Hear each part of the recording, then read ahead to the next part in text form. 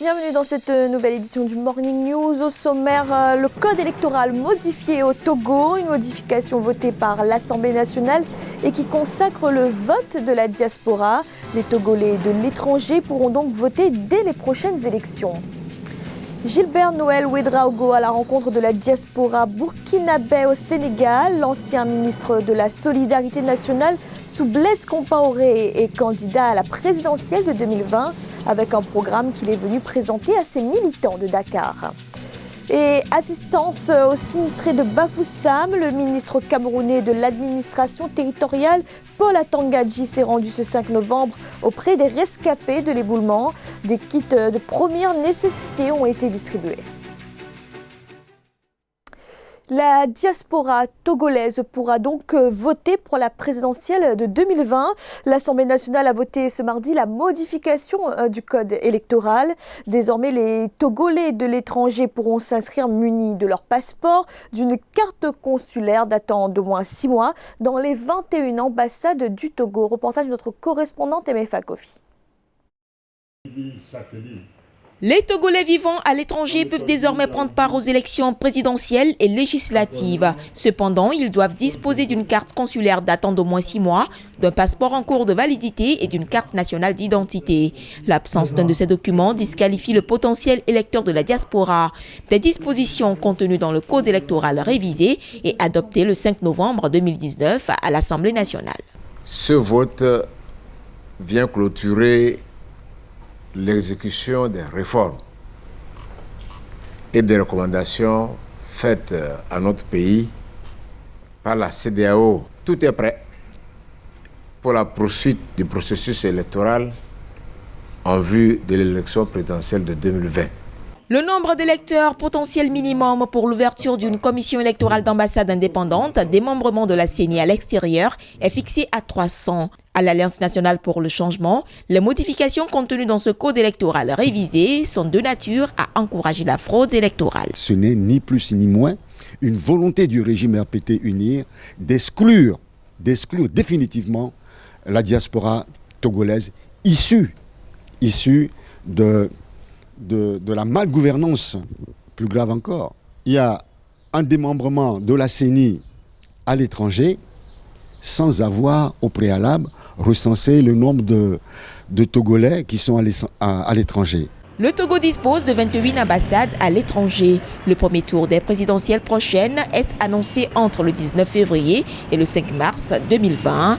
Les législatives, elles, sont pour 2024. Il a été ministre sous l'ancien président burkinabé Blaise Compaoré. Son parti était d'ailleurs le principal allié du régime. Gilbert Noël Ouédraogo est depuis avril dernier candidat à la présidentielle de 2020, investi par l'ADF-RDA. Et alors que la campagne n'a pas encore débuté, c'est bien dans l'objectif de cette élection qui s'est rendu à Dakar où il a présenté son programme aux militants. Ange Nomenio. Maître Gilbert Ouédraogo est candidat à la présidentielle de 2020 au Burkina Faso. Investi par son parti l'Alliance pour la démocratie et la Fédération Rassemblement démocratique africain, ADF-RDA, il multiplie les rencontres à travers la sous-région à la conquête de la diaspora. En déplacement à Dakar au Sénégal, où il a rencontré ses militants, il a fait étalage du programme qu'il compte proposer aux Burkinabés. Nous pensons que la question sécuritaire doit être traitée sur 3 volets. Le premier volet, c'est la question de la formation de nos troupes. Le deuxième volet sur lequel nous devons agir, c'est la diplomatie. Nous devons renforcer notre diplomatie. Le troisième élément sur lequel nous devons travailler, c'est le développement de nos régions et l'encadrement et l'accompagnement de la jeunesse. Celui qui fut ministre de l'Action sociale et de la Solidarité nationale de 2000 à 2002 et ministre des Transports de 2006 à 2014 sous Blaise Compaoré a vu sa candidature rejetée en 2015 par le Conseil constitutionnel. En effet, une clause votée après l'insurrection populaire ayant eu raison du pouvoir de l'ex-président Blaise Compaoré empêchait toute personne ayant soutenu le projet de modification de la Constitution de se présenter. Le Conseil constitutionnel dira le droit. Et le droit en la matière, c'est que tout Burkinabé qui est âgé de plus de 35 ans et qui remplit les conditions constitutionnelles doit pouvoir se porter à la candidature au Burkina Faso. Et il se trouve que je remplis ces conditions Donc je ne vois pas pourquoi ma candidature ne sera pas retenue. Aux dernières législatives, l'ADF-RDA n'a pu avoir que 3 élus qui siègent aux côtés de l'opposition au sein de l'Assemblée nationale. Le 28 octobre dernier, 47 personnes perdaient la vie dans l'éboulement de Bafoussam au Cameroun. Un drame qui a également fait beaucoup de sinistrés, des familles qui ont tout perdu. Le ministre de l'administration territoriale, Paul Atanga-Nji, était ce 5 novembre auprès des rescapés. Il leur a notamment remis un kit de première nécessité. Thierry Dassa. Le ministre de l'administration territoriale, Paul Atanga-Nji, s'est rendu ce 5 novembre à Bafoussam, la capitale de la région de l'Ouest au Cameroun, pour porter assistance aux sinistrés de l'éboulement de terre survenu le 28 octobre à Ngouaché. Plus de 150 rescapés de l'éboulement qui ont bénéficié d'une aide matérielle du chef de l'État, Paul Biya. A dépêché le ministre de l'administration territoriale de venir à Bafoussam aujourd'hui apporter ce grand geste aux sinistrés. Vous avez constaté que pour se déplacer, il vous faut des matelas, il vous faut des couvertures, il vous faut un kit sanitaire. Plus de 300 matelas, mais aussi des kits sanitaires et des denrées alimentaires ont été distribués aux sinistrés en attente d'une relocalisation instruite par le président de la République. C'est la 3e descente du ministre de l'administration territoriale dans la ville de Bafoussam depuis l'annonce de la catastrophe. Descente au cours de laquelle il a tenu à rappeler l'urgence pour les populations de déguerpir des zones dites à risque. La principale recommandation était de leur demander de quitter cette zone à risque. Et comme nos populations sont très responsables, j'ai constaté que volontairement, ces populations sont quittées ou sont en train de quitter. L'éboulement de terre survenu dans la nuit du 28 au 29 octobre aura fait un bilan de 47 victimes. Le chef de l'État a annoncé quelques jours plus tard une aide aux sinistrés s'élevant à 200 millions de francs CFA. Inondations, sécheresse, incendie, l'Afrique n'est pas épargnée par les conséquences du réchauffement climatique.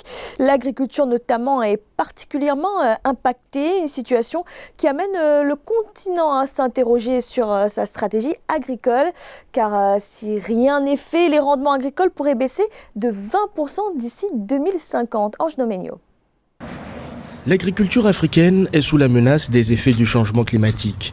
Selon plusieurs experts, les rendements agricoles pourraient baisser de 20% d'ici 2050 si des mesures d'adaptation ne sont pas prises à temps. La menace est encore plus présente, d'autant plus que la population pourrait doubler dans les années à venir. L'agriculture en Afrique est tributaire du climat parce qu'on n'a pas une bonne maîtrise de l'eau. Donc, tant que l'agriculture est tributaire du climat, on ne peut que subir les effets de celui-ci. Pour adapter l'agriculture au changement climatique, il faut d'abord faire la promotion de l'agriculture durable. Donc, c'est-à-dire à travers nos systèmes nationaux de recherche, de créer de nouvelles variétés qui sont adaptées au nouveau climat. Ensuite, promouvoir de nouvelles pratiques agricoles et surtout faire la promotion de l'agroforesterie. L'augmentation de la production agricole et alimentaire est encore plus cruciale que les disettes engendrent des déplacements de population, des violences et bouleversements politiques. La revendication des Africains qui entendent développer eux-mêmes leur agriculture se fonde aussi sur le fait que le continent émet beaucoup moins de gaz à effet de serre que les autres, soit à peine 4% du total. Il faudrait qu'on rentre dans des technologies nouvelles, qu'il faut changer les modes de culture, mais à condition d'abord de trouver les sources qui vont être à l'origine de ces changements climatiques et puis avoir des partenariats en matière d'agronomie. L'agriculture fait vivre plus de la moitié des populations africaines.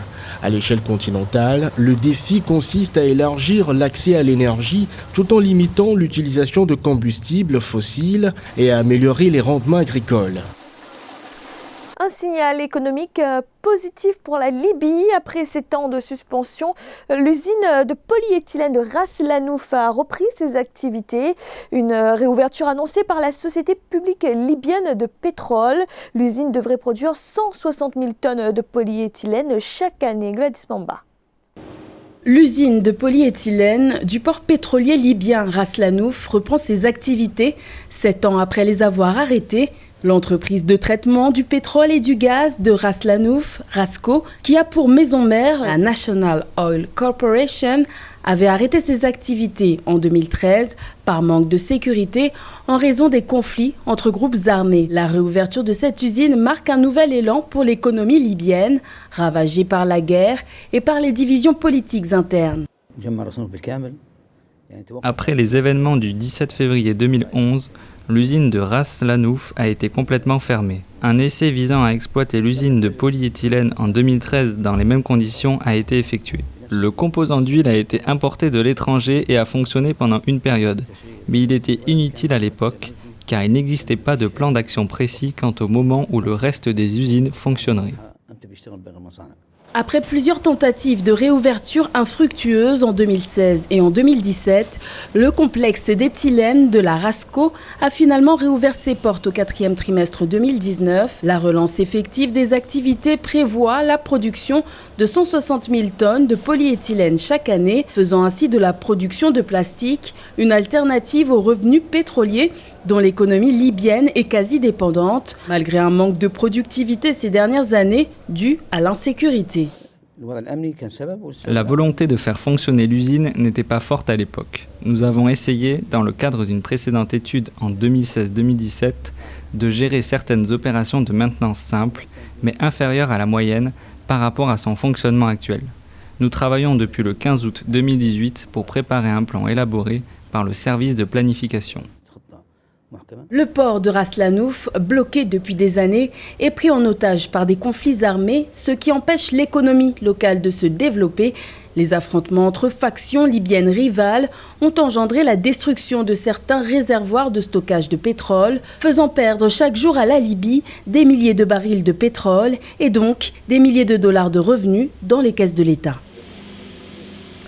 Quand la technologie se mêle à la gastronomie, cela donne une expérience singulière.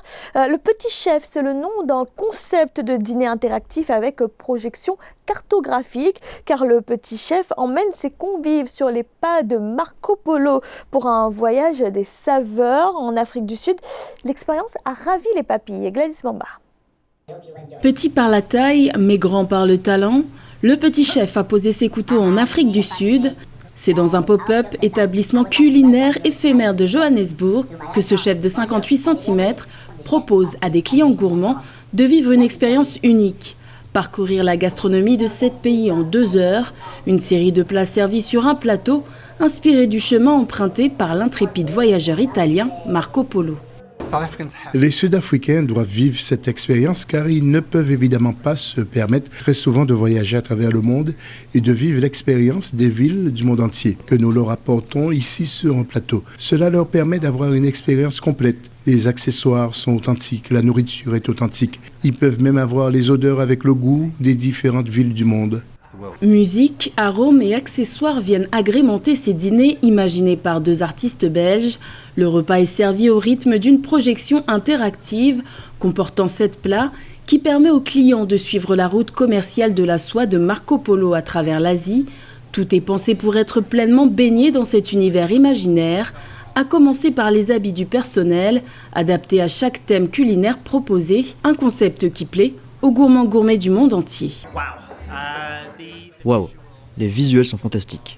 Les couleurs sont vives. Le son est assez étonnant. Vous avez senti la basse qui était assez cool ? L'animation est de première classe.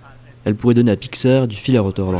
Pour goûter à cet itinéraire culinaire, il faut compter 1220 rands pour les 12 ans et plus et 995 rands pour un enfant de 8 à 12 ans. Une addition salée que les amateurs de bonne cuisine sont prêts à payer et qui permet de découvrir différentes cuisines sans se déplacer. Et l'histoire est loin d'être finie puisqu'après Johannesburg, le Diner Time Stories envisage de poser ses valises dans d'autres villes du pays.